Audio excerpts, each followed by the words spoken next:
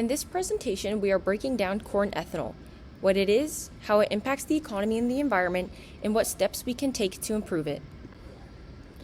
Biofuels are renewable fuels made from living organisms or materials like plants, algae, or agricultural waste.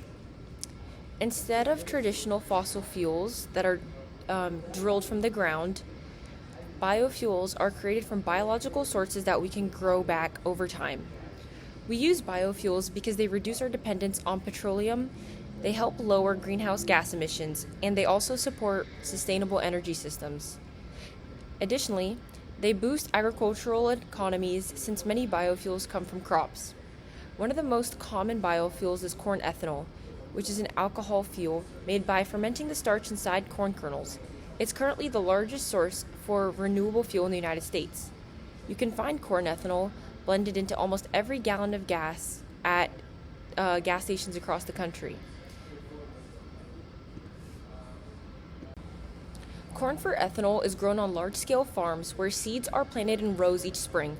The plants use photosynthesis to turn sunlight and CO2 into glucose, which then becomes the starch stored in the kernels. Farmers water, fertilize, and care for the crops throughout the summer, and once the corn is fully mature, it's harvested, dried, and sent to ethanol plants. Currently, the largest corn-producing states in the country are Iowa, Illinois, and then Nebraska. So first, the corn is grown in fields where sunlight, water, and carbon dioxide come together to produce starches. Then the corn is harvested and then dried and milled into a fine corn meal. Water and heat are added to the meal to create a mash and then release starches. Enzymes such as alpha amylase and glucoamylase are then added to the corn mash, and those starches are broken down into simpler sugars like glucose. Then yeast is added to the mash as well, and it undergoes anaerobic respiration to produce CO2 and ethanol via fermentation. Then the fermented mixture is heated in a distillation column to separate ethanol from water and leftover solids. Lastly, the ethanol is then further purified and blended with gasoline to be sent off for use in gas stations. Corn ethanol is fully commercialized and widely used across the United States. It's actually the largest biofuel, producing about 15.4 billion gallons per year. Today, there are 191 ethanol plants in 21 states, mostly in corn-growing regions such as the Midwest. Additionally, although the industry is fairly modern, the idea first originated back in 1826 by Samuel Morey, who invented the first engine to run on ethanol. Corn ethanol cuts carbon emissions compared to regular gasoline by about 44 to 52% less. Its carbon footprint also has improved over time, dropping about 20% since 2005. The byproducts, like distiller grains, are used for livestock feed, also help reduce emissions. But the downside is, if forests or grasslands are cleared to grow more corn, then that releases stored carbon and reduces some of those environmental benefits. Corn ethanol has had a significant impact on the U.S. economy. For example, in 2023, it created over 72,000 direct jobs and more than 322,000 indirect jobs. It also brought in about $10 billion in tax revenue. The industry also added $54 billion to the U.S. economy last year.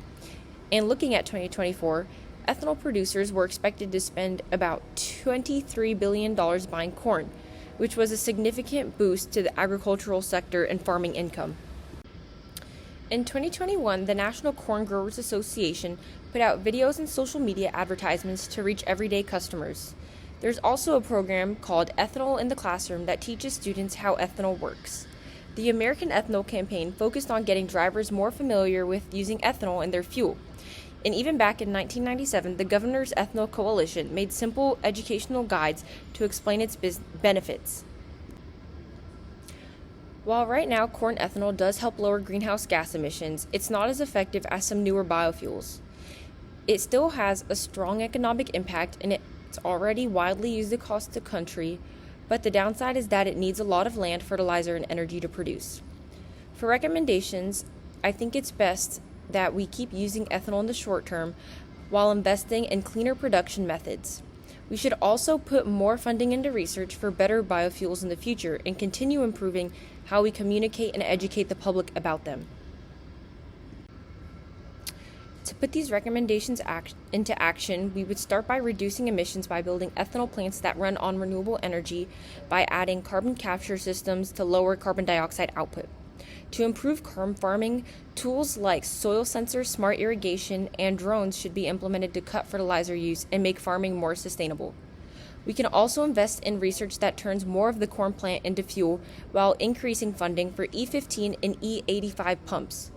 And finally, large-scale campaigns can help people better understand biofuels and sustainability overall. The following sources were used to support the data and analysis in this presentation.